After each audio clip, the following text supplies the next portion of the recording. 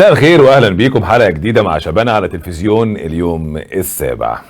امبارح كان في مؤتمر صحفي عالمي، حاجه يعني كده زي ما تقولوا من بتاعه اوروبا. يعني انا لما شفت المؤتمر او تابعت جزء منه يعني بعد كده حسيت انه بيراميدز كسب كاس العالم للانديه، او جايب مثلا كريستيانو رونالدو فعامل حاجه تاريخيه. فانما انا ما اقصدش اتريق والله، بس يعني حقهم يعني نادي بيحاول ان هو يعني يبقى موجود وسط الكبار. الاداره الحقيقه ناس كويسين جدا، يعني ناس ذو فكر متطور بشكل عام يعني في الاداره يعني الحديثه كره القدم. هم مدركين ان هو نادي يعني ملوش جمهور، مدركين كويس جدا انه هم لهم علاقه صدام مع النادي الاهلي، فبيكبروا جدا موضوع رمضان صبحي بشكل مبالغ فيه. يعني اذا كنا هنيجي بقى يعني للحق، انا مش عايزك يعني انا بتكلم يعني رمضان صبحي هو احد اللاعبين المميزين في كرة القدم المصرية، لكنه مش نجم نجوم كرة القدم المصرية. يعني انت عندك نجوم تسبقه بكتير في كرة القدم المصرية. عندك مثلا يسبقه اذا هنبدأ بقى من الهرم من فوق، يعني محمد صلاح، تريزيجيه، طارق حامد، احمد حجازي، كل اللعيبه دي. انا بتكلم حتى على الاقل اللي هم اللعيبه الاساسيين في منتخب مصر الاول، لانه رمضان ما كانش في اخر تجمع للمنتخب اساسي موجود، كاس الامم يعني الاخيره. لكن في النهايه رمضان اسم كبير وصاحب مستقبل، يعني رمضان من اللعيبه اللي لها مستقبل كبير خلال الفتره الجايه. وعايز اقول برضو انه بيراميدز اخذ رمضان من فرقته الانجليزيه من هدرسفيلد، ما خدوش من النادي الاهلي. هي القصه كلها كل الزوبعه دي ليه؟ لان رمضان كان معار مرتين من هدرسفيلد للنادي الاهلي، والناس عندها احساس ان هو كده كده مكمل في الاهلي. فمن هنا كان يعني لو كان هو بيلعب في الدرجه الثانيه في انجلترا مع هدرسفيلد واتنقل وجه من هناك على بيراميدز، كانت الناس خدت الموضوع عادي جدا، يعني ما كانش عامل الضجه دي كلها. انما يعني الضجه جت من هنا، والضجه ضجه جمهور. ولانه بيراميدز يعني لو رمضان مثلا كان الاسماعيلي اللي واخده ولا المصري اللي واخده ولا الاتحاد اللي واخده ولا نادي اخر اللي واخده، ما كانتش هتبقى الضجه. وبيراميدز عشان مربوط بتركي الشيخ رغم انه سابه يعني، فهي الموضوع لها ايه خلفيات خلفيات خلفيات. فمن هنا جت الضجه. فكمان بيراميدز كبر جدا الموضوع، برضو ما عنديش مشكله يعني. الحاجة اللي هي كانت لافتة النظر في كل اللي اتقال امبارح حتى، ودخلت رمضان ومع ممدوح عيد وكأنه يعني يعود وهذا الكم من الصحفيين والميديا والوكالات وحتى علامة الهش اللي قدامنا دي، يعني كل ده ما يعني عادي، كل ده كله الكلام اللي اتقال وكل حاجة كله عادي في عادي. الجملة بس اللي قالها رمضان لما قال انا ما رحتش بيراميدز عشان الفلوس، يعني ما كانش الماديات هي السبب في انتقالي من الاهلي لبيراميدز. هنا تتحط علامات تعجب، لان هذا تصريح يحتاج الى تفسير. لانه اذا انت لما تيجي تلعب من نادي، تروح من نادي لنادي او تنتقل من مكان لمكان، انت عندك اهداف او اسباب. يعني مثلا بتقول انا رايح احقق بطولات، فالاهلي ما فيش حد يحقق بطولات زيه، الاهلي ثم الزمالك محدش هيحقق بطولات زيهم يعني. فاذا انت مش منتقل للاهلي لبيراميدز من الاهلي لبيراميدز عشان هتحقق بطولات في بيراميدز اكتر من الاهلي. دي نمره واحد. الجماهيريه ممكن يبقى ده سبب، يعني انا بروح العب في يعني انتقل من فيا ريال لريال مدريد عشان الجماهيريه. ممكن يعني من فيا ريال لبرشلونه او من اشبيليه لبرشلونه عشان الجماهير. ممكن يعني ممكن يكون اشبيليه قاعدين مرتب اعلى، بس اقبل في برشلونه اقل شويه وابقى لعيب صف تاني بس عشان الجماهيريه. فاكيد جماهيريه بيراميدز اكيد الاهلي اكتر يعني اما اكتر بد ايه مش قادر اقول برضو. يعني انت عندك بيراميدز لو بيشجعوا مثلا ممدوح عيد وهاني سعيد وبسيوني عمرو بسيوني بس متهيألي يعني حتى العيال بتوع اوضه اللبس والامن والكلام ده اكيد بيشجعوا الاهلي لما بيلعب بيراميدز او الزمالك. انما هم دول مع سالم الشمسي مع تركي الشيخ على اعتبار النادي كان بتاعه مع المجموعه دي برضو، يبقى جماهيريه الاهلي اكيد اكتر. يبقى مش عشان الجماهيريه يا رمضان، يبقى ايه اللي باقي لو مش الفلوس؟ طب مشيت من الاهلي ليه؟ يعني لو الفلوس هي ما كانتش فارقه يبقى مشيت من الاهلي ليه او رفضت الاهلي من اجل بيراميدز ليه؟ يعني كانت دي بس هي ايه القصه. انما انا برضو مش يعني رافض فكره انتقال رمضان لبيراميدز، وانا دايما مؤمن انه السوق سوق، وان السوق مفتوح، وان اللي عايز يقاوم في السوق يقاوم ويستخدم كل ذكائه وكل امكانياته. مش بس كده، يا اما ينسحب. يعني انا مش قد السوق انسحب، مش كهيئه انسحب، كمسؤول عن هيئه. يعني الكابتن محمود الخطيب مش قد ان هو يقاوم هذا السوق ويقاوم هذا الطوفان، اذا كان طوفان فعلا. يعني اذا كنا هنفترض ان احمد فتحي لما مشي ورمضان مشي بدا طوفان، يمشي. اذا كان مرتضى منصور مش هيقاوم هذا الطوفان، يمشي. اذا كان محمد مصلحي في الاتحاد مش هيقاوم هذا الطوفان، يمشي. اذا كان سمير حلبيه في المصري مش هيقاوم هذا الطوفان، يمشي. اذا كان ابراهيم عثمان في الاسماعيلي مش هيقاوم هذا الطوفان، يمشي. اذا كان ماجد سامي في دجله مش هيقاوم هذا الطوفان، يمشي. وهكذا. ليه؟ لان انت المفترض دخلت هذا المعترك وهذا السوق بكل حلاوته ومساوئه. خلاص انت جوه السوق لازم تبقى قده، صح ولا غلط؟ علشان كده انا مش ضد فكره ان بيراميدز يجيب رمضان صبحي خالص، ولا انه يكبر الصغيره. يعني خلاص، يعني هو جاب رمضان، وانه اللاعب اللي هيقعد 15 سنه يدي، وانه نجم النجوم، وانه هذا المؤتمر الضخم، وانه مع ان انا في رايي ان انتقال مثلا يعني كهربا للنادي الاهلي حدث اكبر بكتير جدا جدا جدا جدا من انتقال رمضان لبيراميدز، لانه كهربا منتقل من الزمالك للاهلي، فصفقه جماهيريه بحته، وفيها يعني صراع رهيب، وفيها جمهورين هما الاصعب والاقوى والاكبر والجماهيريه الاعلى في الوطن العربي كله. فدي كانت صفقه يعني، واتخذت عادي. يعني الناس علقت شو، لكن لا في مؤتمر ضخم اتعمل.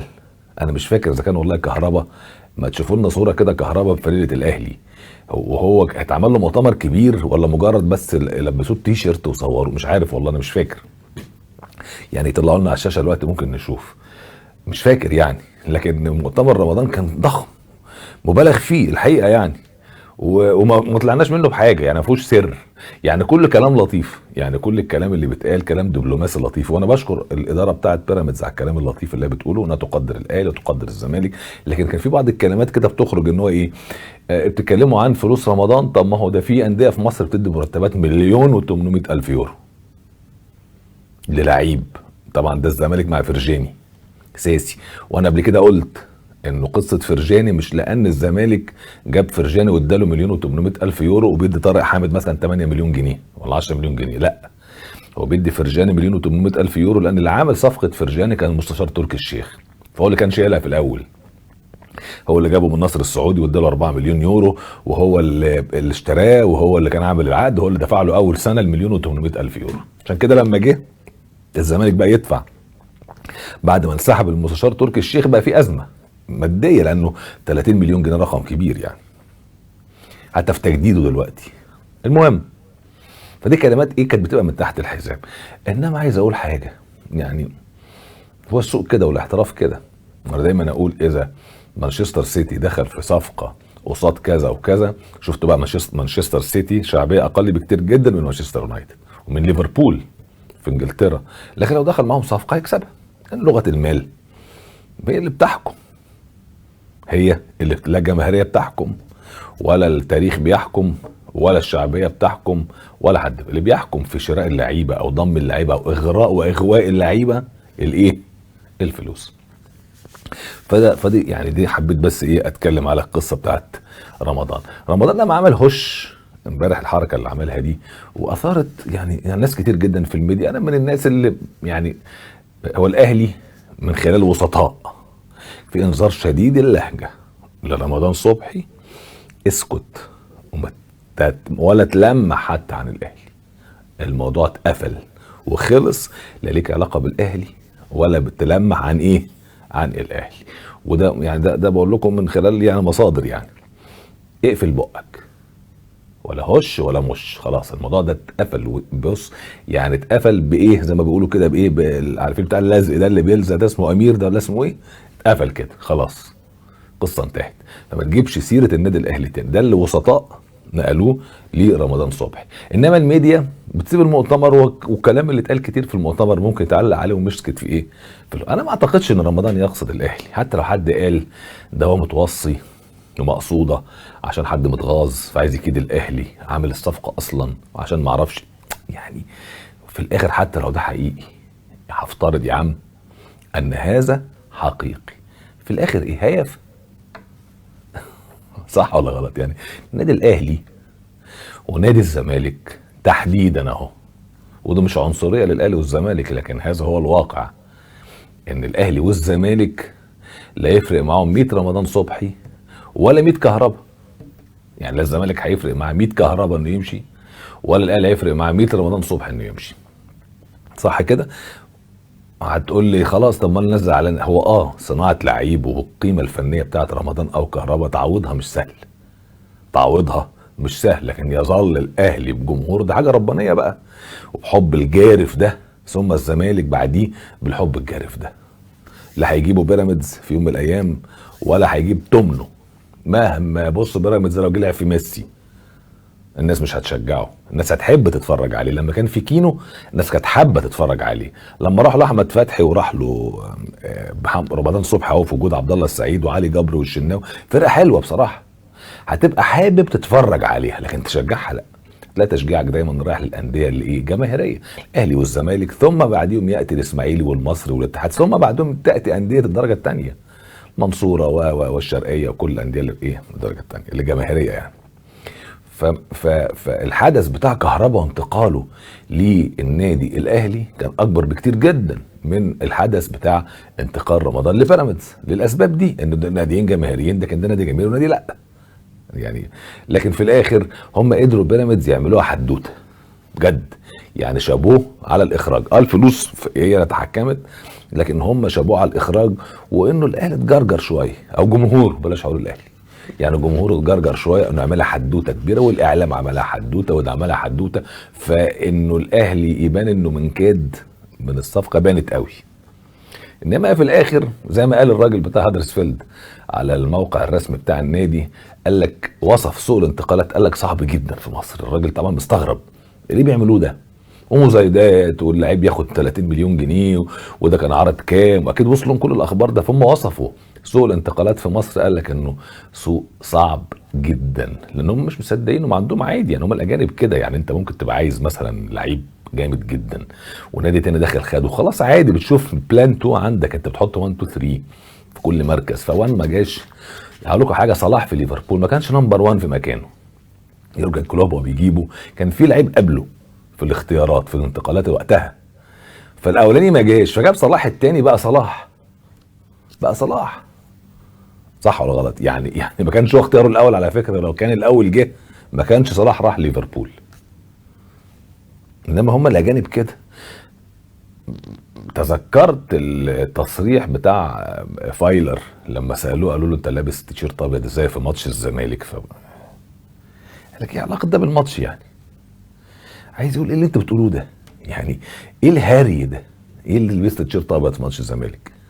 مع حق والله يعني. الراجل الناس دي وصلت لمرحله من التركيز في العمل ضخمه جدا، لان هو مبقاش مصدق يعني. اسالني في الماتش، واسالني في الكوره، واسالني في اللعيب، واسالني في الخطه، واسالني في الماتش الجاي هعمل ايه، ولو عندي طرد هتصرفت ازاي، وفي النتيجه خسرت ليه او كسبت ليه او كده. انت جاي تقعد في المؤتمر عشان كده، مش تقول انت لابس ابيض عايز توصل ليه يعني؟ ان انا بكيد الاهلاويه ومسج ببعتها ان انا لابس ابيض يعني عشان خاطر هيمشي من الاهلي بعد الموسم.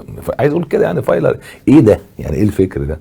انت عايز تمشي ما تمشي يعني. هو فايلر لما رمضان صبحي ده حتى ما علقش على انه مشي عادي يعني، يجي غيره يعني هم الاجانب عندهم في الحاجات دي تصالح كبير جدا. هو بيركز بس في شغله بكل متغيراته بقى يعني. مش رمضان على طول طاهر جاي يقدر يشوف هيعمل ايه كهربا. لذلك كان في المؤتمر الاخير بتاع الماتش بتاع امبارح بتاع حرس الحدود كان حريص حتى يتكلم عن كهربا فايلر، وقال لك ايه، طبعا كل الناس مستنيه بقى انه هيفتك بكهربا، لكن هو راجل عملي يعني. قال لك انه كهربا مش هيبدا هيشارك ولو لاجزاء بسيطه في مباراه الاسماعيلي، لانه هو عايز يجهزه للمباراه بتاعه الوداد في افريقيا اللي لغايه النهارده لسه مش عارفين. بدا كلام يطلع النهارده تاني عن تاجيلها، هنتكلم في دي دلوقتي بعد شويه يعني. المهم الاهلي بعد ما قصه رمضان خلاص خلصت بقى، وكان اخرها امبارح، يعني قمتها كان امبارح، خلاص الفوار والكوبايه ملت ودلدقت واتطفت خلاص، فقصه رمضان خلصت امبارح بشكل نهائي. فبدا الكلام يوسف البلايلي النجم الجزائري، وطبعا ده واحد من افضل اللعيبه العرب وعلى مستوى عالي جدا جدا، والجزائر بطل افريقيا وراجل يعني لعيب على مستوى عالي. فبدا الاهلي يفكر في البلايلي قبل كده، الكعبي ايوب الكعبي النجم المغربي، ودلوقتي البلايلي هو عايز يعمل صفقه تنسي الناس قصه رمضان. هو كهربا ينسي الناس رمضان لو ركز، لو كهربا ركز، لكن هو الاهلي بيتكلم في البروباجندا. يعني الاهلي عايز يعمل حاجه تعمل بروباجندا زي ما البروباجندا بتاعت رمضان اتعملت، حاجه تعمل بس بروباجندا، يعني تبان ان الاهلي يستعيد بيها الاهلي كبرياءه، لانه في الاخر اتاخد منه احمد فتحي واتاخد منه رمضان وهو قاعد كده. حتى لو هيعوض، حتى لو احمد فتحي عنده 35 سنه وهيمشي، او يعني سنه او 2 أو 3 ربنا يديله الصحه والعمر ويبطل، لكن في النهايه اتاخد منه كان عايزه واعلن للراي العام كله انه عايزه. رمضان صبحي اتاخد منه كان عايزه واعلن للراي العام كله انه هو عايزه. فعايز يعمل صفقه كده، فبدا يدور على ممول للبلايلي. ليه؟ لانه مش بس ان هو ثمنه في السنه هياخد 3 مليون يورو كراتب سنوي، بياخد كده في اهلي جده. عشان كده بقول لك انه اهلي جده لما قرر يبيعه، هو الواد مش عايز يلعب في السعوديه، مش عايز يلعب في الخليج تاني، هو لعب وخد فلوس وبعتوا له طياره خاصه عشان يرجع، مش عايز يرجع والكورونا ومش عايز يروح اوروبا. هو بيقول او عايز يغير العتبه، مش عايز يلعب في الخليج. فهو بياخد 3 مليون يورو في السنه، صعب جدا الاهلي غير ثمنه. يعني قول ثمنه منطقي، يعني انت كنت هتدفع في رمضان صبح 3 مليون يورو ولا 4 مليون يورو لهدرسفيلد، تدفع برضه في يوسف البلايلي 4 5 مليون زيه زي رمضان. يعني هو نجم كبير يوسف البلايلي، لكن راتبه في السنه 3 مليون يورو، وده رقم ضخم جدا يحتاج ممول. اذا انت مش قادر يعني تبقى زي الفلوس بتاعت بيراميدز، يبقى لازم يكون عندك حد يقدر يمول لك هذه الصفقات. فبدا الاهلي دلوقتي يبحث عن ممول بشكل كبير جدا، ان ما كانش يوسف البلايلي يبقى ايوب الكعبي، ما كانش الكعبي يبقى لازم تبقى فيه صفقه السنه دي مدويه.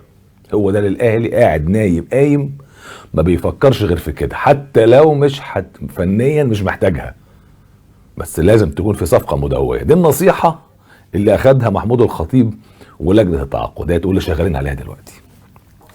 اوكي، دي القصه بتاعت رمضان. انا بس عايز بمناسبه دخلنا بقى قلنا انه اهميه كهربا وتجهيزه لمباراه الوداد، ان هي بصراحه بقت حاجه عجيبه جدا. كان قالها كابتن سيد عبد الحفيظ، قال لك انه هو احنا بنعرف اخبار افريقيا طول الوقت من الجرايد والاعلام المغربي، بس ده فعلا يعني انا عايز اقول لكم في تقرير النهارده نازل وبالمواعيد ويؤكد على التاجيل، والنهارده بنسمع انه فعلا في كلام بيتقال على التأجيل، وانه حصل ضغوط على الاهلي والزمالك واستجابوا للتأجيل. ده التقرير المغربي نازل بالمواعيد الجديدة، قال لك انه هيتأجل الماتشات من يوم 25 و26 سبتمبر، الزمالك مع الرجاء والاهلي مع الوداد، ل 16 و17 اكتوبر، وبعدين 23 و24 الماتش العودة هنا في مصر، والفاينل اخر الشهر، اخر يوم في الشهر يوم 31 اكتوبر، كان بالمواعيد كمان. فدي بقت علامه استفهام غريبه جدا الحقيقه موجوده في الاتحاد الافريقي. الاغرب من كده قال لك كل ده بسبب الكورونا وتفشي مرض الكورونا تاني كموجه تانيه في المغرب، وبيحاولوا يزقونا يقول لك ومصر، مع ان احنا ما عندناش هذا التفشي بهذا الشكل اللي موجود في المغرب. المغرب مثلا امبارح 2200 وحاجه واحد يعني في الكورونا. ربنا ان شاء الله يلطف بيهم والامور دي تعدل. احنا وصلنا لمرحله كانت صعبه برضو كده. لكن الكونفدراليه الكلام كله ان الكونفدراليه هتتلعب في نفس الميعاد برضه في شهر سبتمبر، مش عارف 22 و 23 سبتمبر. السيمي فاينل هيتلعب من مباراه واحده اللي هي فيها بيراميدز بقى، والفاينل في المغرب. السيمي فاينل والفاينل في المغرب، يعني اللي فيها مين بقى؟ فيها بيراميدز، فيها حوريه الغيني اللي هيقابلوا بيراميدز، وفيها فريقين من المغرب هيقابلوا بعض في السيمي فاينل برضو، اللي هو نهضة بركان وحسنية اغادير. والكسبان من دول هيلاعب الكسبان من دول في الفاينل. ده ماتش واحد وماتش واحد والفاينل. مفيش كورونا، محدش بيجيب سيرته خالص، وانهم هتلعبوا في ميعادهم وكل حاجه وزي الفل. انما الكورونا بس بتتكلمش غير عن دوري ابطال افريقيا. ده خلاني بقى ارجع تاني استرجع كل ما كان يقال ان الاتحاد الافريقي واخد قرار بينه وبين نفسه ان لازم الكاس ياخدها فريق مغربي، تعويضا على اللي حصل في مباراة الوداد والترجي لما الماتش اتلغى وحسبوه للوداد ورجع المحكمة الرياضية حسبته للترجي، والفيلم اللي انتوا عارفينه ده. لانه انا بعرف الاخبار من المغرب، من الاعلام هناك، ده تعني ان في ضغوط بتتم على الاتحاد الافريقي ويستجيب من هذه الضغوط. الحاجه الثانيه كمان انه الكونفدراليه التاكيدات انها هتتلعب في ميعادها، اللي هتتاجل دوري ابطال افريقيا عشان الرجاء والوداد يمكن مش جاهزين بشكل كافي، او عشان الكورونا كانت متفشيه في عدد من اللعيبه هناك. ده مخليني افكر انه ربما فعلا في هذا الموضوع، فعلى الاهلي والزمالك ان هم ياخدوا بالهم فيها يعني. عندي بقى شويه اخبار كده لطاف جدا. على فكره لجنه الانضباط اخيرا اجتمعت، والله العظيم. يعني بص، انا عندي خبر بيقول ان اتحاد الكوره مصر ان في كؤوس ومش كؤوس، وقصه الكؤوس ابو زيد الهلالي اللي مش القصه الهايفه اللي مش هنخلص منها، وان الوزاره جت وفي لجنه وقال لك مش لاقيين الورق، اصل مفيش حاجه تثبت، فالوزاره قالت لك عشان نريح دماغنا اللجنه بتاعه الوزاره حولوا الموضوع كله للنائب العام، وان اتحاد الكوره هيقوم محول الموضوع للنائب العام، وتيتا في التيتا وحدوته وايه وحدوت ماشي. حتى انا قلت ايه، بدل ما قعدتوا تتكلموا في الحاجات دي الصغيره دي، اتكلموا في اصل بقى الشغل. اللائحه فين اللي الفيفا باعت يقول اعملوها؟ الانتخابات امتى؟ الموسم هيخلص امتى؟ المنتخب اخباره ايه؟ هيحصل فيه ايه؟ الانضباط اللي انتوا قلتوا هتجتمع وتشتغل ما بتشتغلش ليه؟ مع كل الفوضى والتصريحات الضخمه اللي بص بهدلوا الحكام واللجنه الخماسيه خدت تصريحات بكل عنف وتريقه وتهزيء على مدار ال 15 يوم اللي فاتوا. بص بقى عقوبات لجنه الانضباط.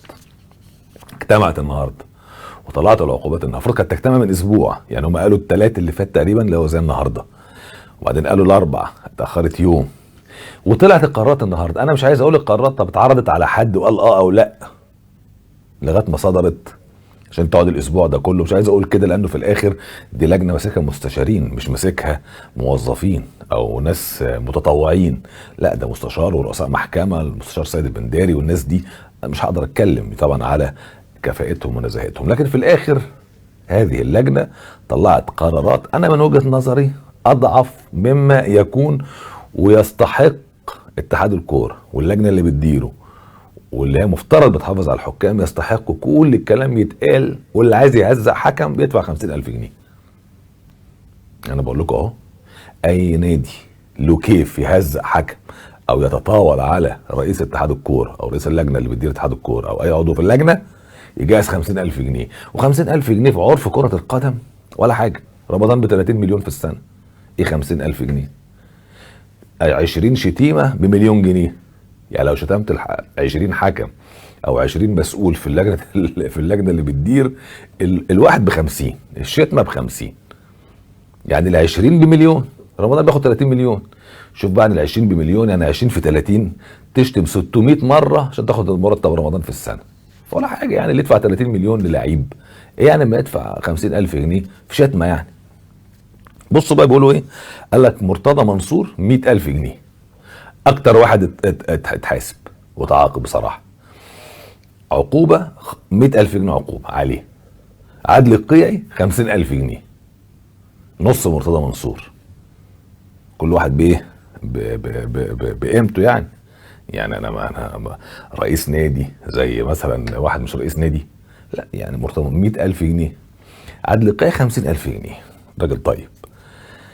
فرج عامر 50,000 جنيه، تفهمش ليه برضه يعني، مرتضى 100 وفرج 50، معانا 2 نواب. طارق يحيى معاك عليك 50,000 جنيه. تمام كده، مفيش ايقافات يعني، مفيش بتاع ما خالص. قال لك خالد مهدي اللي هو بتاع الانتاج الحربي اللي هو مدير الكوره ولا ماسك يعني مشرف على الكوره او حاجه، توبيخ. يعني ايه توبيخ؟ مش عارف يعني هل هيجي يقف قدام وليد العطار مدير الاتحاد او عمرو الجنايني رئيس الاتحاد ما اعرفش يعني، ويقعد يوبخه ما تعملش كده تاني. انت فاهم؟ ده عقوبته كده، لازم حد يوبخه. ما يعني ايه توبيخ؟ طلع كده والله يقول لك توبيخ، يعني مش لازم يعني ايه توبيخ؟ يعني هيبعتوا له جواب يقول له ما تعملش كده تاني كتوبيخ، ولا هيجيبوه قدام حد يقول له اوعى يضربه على ايديه اوعى تعمل كده تاني؟ صح ولا غلط؟ ما انت بتيجي توبخ حد يقول لك وبخ فلان، يعني ايه؟ يعني شد عليه، يعني دهوله في الكلام، اشخط فيه، فتقول له بص يا مهدي ما تعملش كده تاني. امير مرتضى بقى حفظ، قال لك يعني احنا بصوا بدل ما ندي امير 50 وابوه 50، ادوا ال100 لابوه واحفظوا الواد. يعني برضه ابنه ممكن يهيج على ابنه اكتر ما يهيج على نفسه، ما برضه ايه عز ايه الولد برضه عزيز عند البني ادم. فقال لك امير حفظ لا توبيخ ولا غرام. دي قرارات لجنه الانضباط، يعني مش هعلق بقى، يعني مش هعلق عليها، هسيب لحضراتكم التعليق. لكن خلاص احنا كده عرفنا انه الشتيمه ب50، الشتيمه ب50، خلاص احنا كده بقت حاجه ايه واضحه. في الاهلي عندهم مشكله في خط الدفاع بعد اصابه محمود متولي. محمود متولي جاله صليبي، فانت بتتكلم مش بس انه مش هيكمل الموسم، والموسم الجاي لان عارفين الموسم الجاي لاحم وهيخلص في 6 او في نص 6 او انت داخل على 7 يعني، فخلاص. فقال لك انه في لعيبه لازم نحط عينينا عليها عشان نتابعها الماتشات اللي باقيه كلها عشان ناخد قرار فني نهائي نخش في مين نشتريه. محمود متولي من اللعيبه الحقيقه في كره القدم في رايي المساكين المبهجين. يعني في حاجه اسمها مساك مبهج، يعني اللي اعرفه كده مبهج يعني يسعدك يفرحك، يعني ممكن يبقى لاعب خط نص يعني بلاي ميكر يفرحك، ممكن يبقى جناح يفرحك لانه عنده مهاره يعني. لا انما سردباك مفرح اقول لك في سردباكات كده مفرحين، اللي هو يعني ايه بيجيب جوال، يعمل باص حلو، تبدا من عنده الهجمه. فكان محمود متولي من اللعيبه دي تعتمد عليه في نص الملعب لو احتجت، يتقدم في كرات الكرانر والكرات العرضيه. فكان محمود متولي من شاكله اللعيب الكوره المبهج رغم انه سردباك. عارف زي علي جبر كده مع فرق ستايل اللعب يعني، بس علي لعيب مبهج مع ستايل مختلف، يعني بيطلع يجيب اجوان وضربات جزاء وبراسه بيزيد لعيب مبهج بالنسبه لك. فمحمود متولي لعيب كان مهم جدا في خط دفاع النادي الاهلي. فبعد اصابته في ياسر ابراهيم، في رامي ربيعه، في ايمن اشرف بيلعب، في سعد سمير اهو بيقترب من العوده، لكن في النهايه الاهلي عايز يشوف حل لانه عنده افريقيا وعنده كاس وعنده دوري وعنده فحطوا عينيهم على 3 لعيبه. خد بالك انا بقول كده بقى، والاهلي عنده 2 معارين، عنده محمود الجزار وعنده محمد عبد المنعم في سموحه وفي الجونه. في 3 لعيبه تحت منظار الاهلي دلوقتي: اسامه جلال اللي هو مدافع انبي، محمود رزق اللي هو مدافع الاتحاد، ومحمود البدري اللي هو كابتن الانتاج الحربي. دول ال3 اللي الاهلي حاطط عينه عليهم عشان يقرر. باخد بالك القرار مش بس ان يبقى لعيب كويس، لكن لعيب كمان يبقى عنده خبرات، لانه دفاع الاهلي مش سهل انك تلعب في دفاع الاهلي، لان انت بتواجه في افريقيا فرق كبيره، انت ممكن تروح كاس العالم للانديه، انت في الدوري المصري كل فراوده الدوري المصري بيخشوا وتبقى مسؤوليتك. يعني كل الانديه اللي بتلعب في الدوري المصري بيبقى السردباك بتاع الاهلي والزمالك ده بالذات مطالب فرقته تكسب. فقبل ما انت تجيب الجول اللي تكسب بيه لازم يبقى عندك الدفاع اللي يمنع الجول انه يدخل فيك. عشان كده تلاقي سردباكات الاهلي والزمالك نجوم، يعني تبص تلاقي علي اللي اسمه محمود علاء احد النجوم الدوري المصري، تبص لايمن اشرف من نجوم الدوري المصري، رامي ربيعه من نجوم الدوري المصري، الونش من نجوم الدوري المصري، حتى عبد الغني البديل من نجوم الدوري المصري، سعد سمير من نجوم الدوري المصري. فسردباكات الاهلي والزمالك دايما كده، لان هم عليهم حمل تقيل، ما يجيش فيك الجون عشان لما انا اجيب الجون اكسب بيه، ما انا مهم اجيب جون وفي نفس الوقت ما يجيش فيا الجون. فدول ال3 للاهلي هيذاكرهم كويس، وانا بقول اسمائهم ليه؟ علشان هم كمان يعرفوا ان عين الاهلي عليهم، وده هتتبني هاخدك بناء على ايه؟ بتباص ازاي، بتغطي ازاي، بقوتك ايه، داشنج ازاي، بتقطع كرات ايه، بتقف صح ايه، بتغطي زمايلك ازاي، حاجات كتيره جدا. لياقتك عامله ازاي، تركيزك في ال90 دقيقه عامل ازاي. دي قياسات هيقعد الاهلي بالناس بتاعته تراجع ال3 ده. انا قلتهم اهو للاهلي قلت اسمائهم عشان هم يعرفوا ويركزوا الفتره الجايه. قلت لهم كمان ايه لبيراميدز عشان لو حابب برضو ايه يغلس على الاهلي فيشتري الثلاثه. هو الاهلي ما يجيبش حد. تمام. جيرالدو هو من يعني وليد ازارو زي ما قلنا انه الاهلي خلاص خلص معاه فكره التجديد لمده سنتين او تمديد العقد لسنتين جايين جيرالدو. ف الاهلي بيدور له على عرض احتراف يمشي.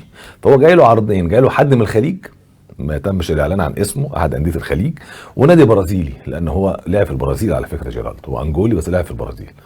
وانت عارفين في البرازيل بيتكلموا نفس اللغه برتغالي يعني، انجولا بيتكلموا برتغالي والبرازيل بيتكلموا برتغالي.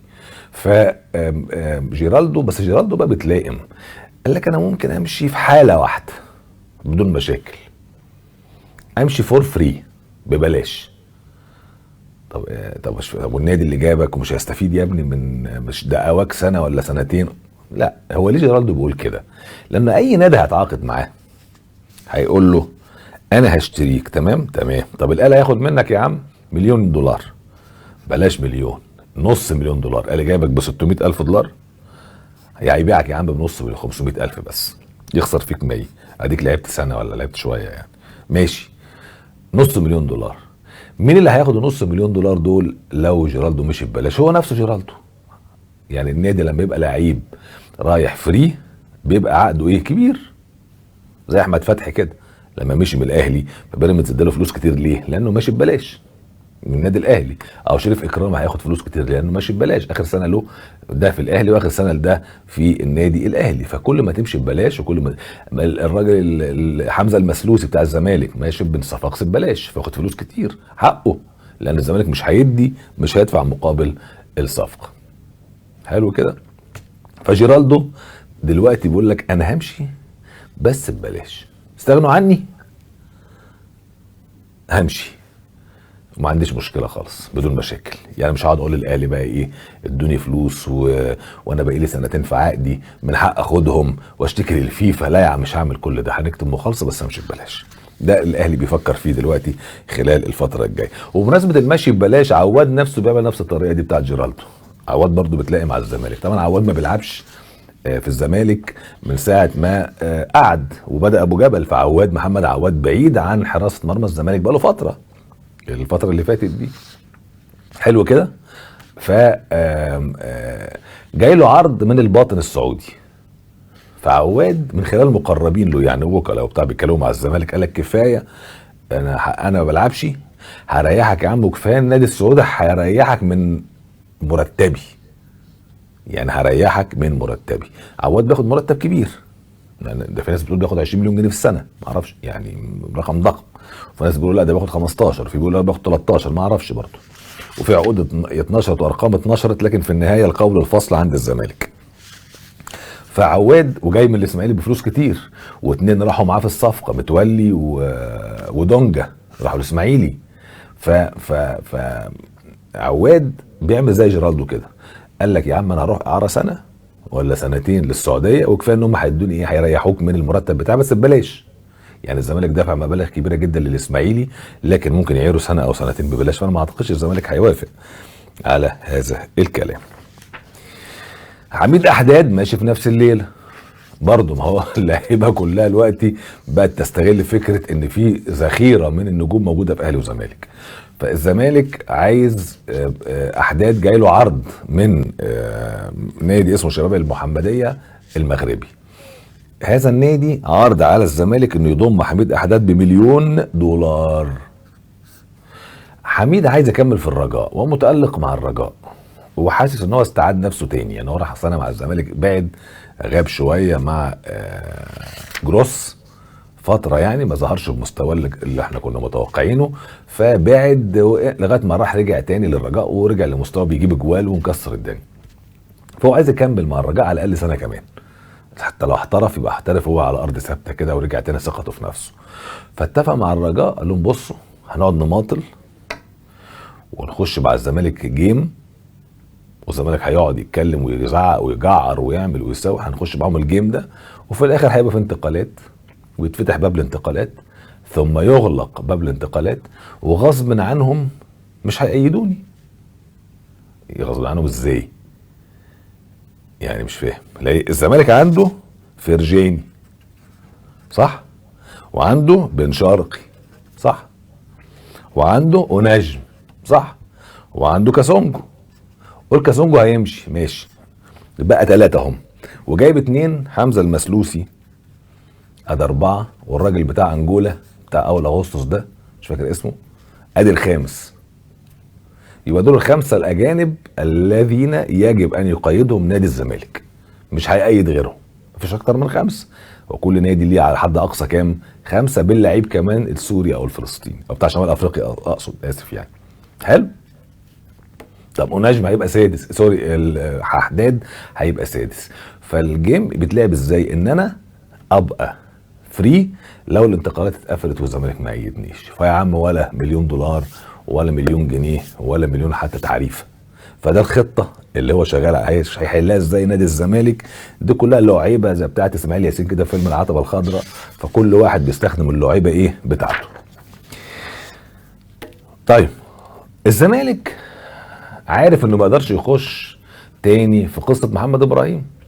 الزمالك ساب محمد ابراهيم ب5 مليون جنيه للمقص في صفقه اسلام جابر. اسلام جابر يا عم 20 مليون، وصلوا ل 20 مليون. طب ما تاخدوا محمد ابراهيم وندفع 15، يبقى واقف عليهم بكام؟ ب5. فتخيل محمد ابراهيم الزمالك السنه اللي فاتت سايبه ب5، وبعد اقل من 12 شهر هيتكلم مع المقص ان ياخده ب30. طبعا ده هيبقى حساب الملكين، يعني الناس مش هتسكت، وسنة انتخابات وازاي ده يحصل وجهاز مركزي او نائب عام وبلاغات. هيخش الزمالك في ليله، فبعد تماما عن الصوره الخارجيه. لكن داخليا بدا يزق جمهور، والاعداد اللي بيعملها رئيس النادي يوم الجمعه ومع المشجعين ومع بتوع المواقع ومع معرفش بتوع السوشيال ميديا، يضغطوا جدا على محمد ابراهيم، وان انت زملكاوي، وان انت طول عمرك ابيض، وان انت ابن النادي، وان انت مولود في النادي، ويلعبوا على الوتر ده. لدرجه محمد ابراهيم بدا يستجيب وياخد ستوري بتاعته يحط حاجات ليه الجمهور عاملها له، فيديو عامله له، معرفش يعمله له، فيحط على الستوريز بتاعته اللي على انستجرام وعلى الانستجرام وعلى السوشيال ميديا بشكل عام، سواء الفيسبوك على اي حاجه يعني. فبدا يتهز شويه من القصه دي. طبعا اللي وراها مين؟ الزمالك من تحت. الزمالك عايز محمد ابراهيم يروح بيراميدز، هو مش عايزه يروح الاهلي ولا ينفع يرجعه او يقعد في المقص. هو مش هيقعد في المقص خلاص. محمد ابراهيم مش بيتالق ويموت نفسه في التمرين ويظهر بهذا المستوى عشان يكمل في المقصه، وهو اصلا راجل ابن الزمالك وابن المنتخبات وضايق طعم البطولات والشعبيه والجمهور والاعلام والبطولات وكل الكلام. اكيد مش عشان يكمل في المقص. فهو هيبقى عنده حاجتين، يا اهلي يا بيراميدز كالعاده. فالزمالك مش عايز يروح الاهلي، هو الزمالك يروح بيراميدز ما عندوش مشكله. بس انا ما اعرفش هتفضل العلاقه كده ولا لا، خصوصا بدات تتناثر كلمات انه بيراميدز بيفكر ان هو يخلص موضوع يوسف اوباما، والله اعلم يعني. فالزمالك بدا يزق الجمهور على محمد ابراهيم وبدا يستجيب. الاهلي مصر لما قعدوا مع محمد ابراهيم ادى موافقه مبدئيه، بس عايز يمضيها على حاجه اسمها رغبه. يعني هو مش هيخش بعد المقص يتكلم ويعلن هذا الكلام للاعلام الا لو معاه ورقه بتقول ايه؟ محمد ابراهيم موافق يلعب في الاهلي وماضي عليها محمد ابراهيم، عشان خاطر يبقى الاهلي عنده سبب. لو بيراميدز دخل وشال الصفقه في الاخر، الاهلي يقول لك ده اللعيب كان ماضي لي رغبه، انا ما كنتش بتكلم كده اونطه يعني. هو بقى رجع في كلامه وما رجعش في كلامه، المقصه وافق المقصه رفض، دي قصه ثانيه، بس ادى رغبته وده اللي شغالين عليه دلوقتي. لكن الزمالك من تحت لتحت او من كحك لكحك بيلعب على فكره انه يضغط بالجمهور، ضغط ضغط ضغط ضغط ضغط، عارفين الهجوم الموسع، يضغط عشان اللعيب يروح فين؟ يروح على بيراميدز، ما يروحش الاهلي. اتحاد الكوره قال لك هنعمل متحف. احنا الفاترين اللي هنعملها مش بس عشان الكوز ده، احنا هنعمل متحف. طيب المتحف دي قال لك هنحط صور كبيره جدا لنجوم الاساطير بتوع نادي الماء. نادي الماء ده في مين؟ في الكابتن شاذلي الله يرحمه، كابتن مصطفى رياض، كابتن الدزوي، كابتن جمال عبد الحميد، ابو تريكه، حسام حسن، محمود الخطيب، كل الكباتن دي كباتن كبار يعني، عبد الله السعيد، كل الناس دي في نادي الماء. فقال لك احنا بنعمل زي يعني ايه متحف في مدخل الاتحاد هنحط فيه صور كبيره عشان نحط فيه الكؤوس، وهنحط برضو ايه صور عظماء المدربين زي الكابتن جوهري، الكابتن حسن شحاته، الكابتن شوقي غريب، كل الناس دي يعني. وقال لك هنحط مكان كمان مميز للتيشيرت بتاع محمد صلاح كمان. ودي لفته كويسه طبعا. محمد صلاح هو الان اعظم لاعب واعظم اداء واعظم شعبيه واعظم كل حاجه في تاريخ الكره المصريه من اول ما اتخلقت الكره المصريه حتى الان. مفيش حد جه بشهرة ولا بقيمة ولا بمكانة ولا بعالمية محمد صلاح. فقال لك برضه هنحط من ضمن الحاجات التيشيرت بتاع محمد صلاح. وهو في اتحاد الكوره قال لك ايه؟ قال لك احنا ملينا في كؤوس ناقصه احنا مش عارفين والله. هل دي كان من ايام 2013 ولا طبعا عارفين بتمسك العصايه من النص اللي انت مش عايز بس هو اتحاد الكوره ده نجح في حاجه يعني. برضه في بعض الاحيان لما تبقى انت داخل في صدامات من الذكاء ما تزودهاش، لكن انت استعديت المجلس اللي فات واستعديت اللي قبله، لان اللي قبله كان جمال علام حصل في القصه بتاعت الاخوان دي، القصه الاثيمه بتاعت الاخوان دي بتاعت اقتحام الاتحاد، واستعديت كمان الموظفين اللي هم انت تهموا بتاع الجرد وبتاع المخازن وبتاع ما اعرفش وبتاع فيعني اللجنه دي بصراحه يعني متهمه بالغباء السياسي بشكل كبير جدا يعني. رئيس يوفنتوس قال حاجه، قال يا جماعه خدوا بالكم. ده اللي بيقول مين؟ رئيس يوفنتوس اللي من اكتر الناس بتشتري صفقات وتدفع، لسه هياخد لويس سواريز اهو يعني مؤخرا يعني من برشلونه. قال لك انه اسمه اندريا نيالي.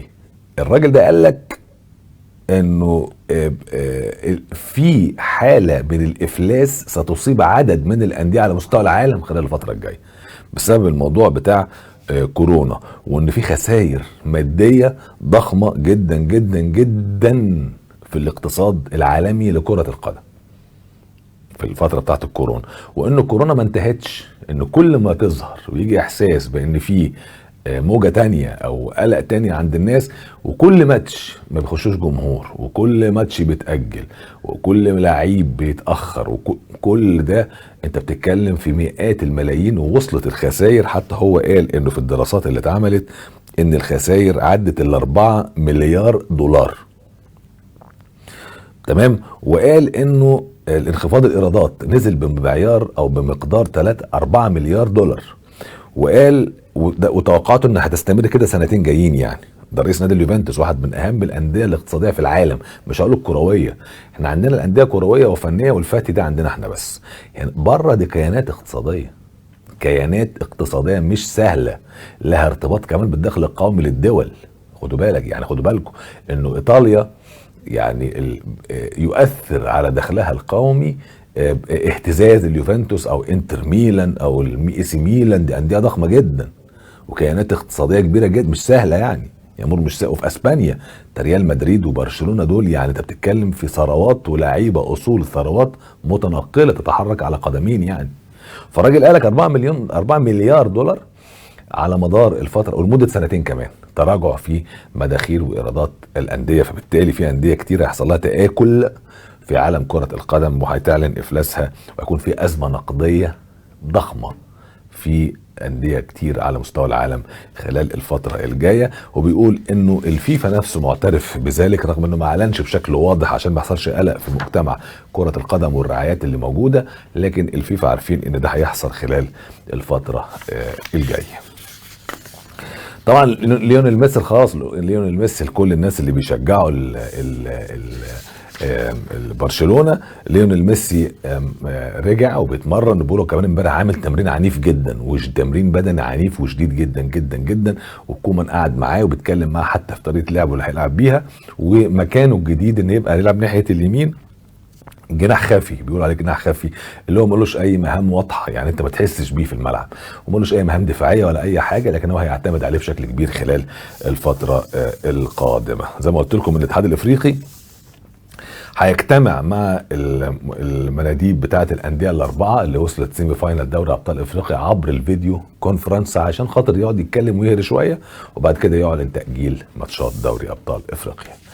احنا كده وصلنا لنهايه حلقه النهارده، ان شاء الله يوم الخميس عندنا حلقه جديده مع شباب على تلفزيون اليوم السابع. الى اللقاء.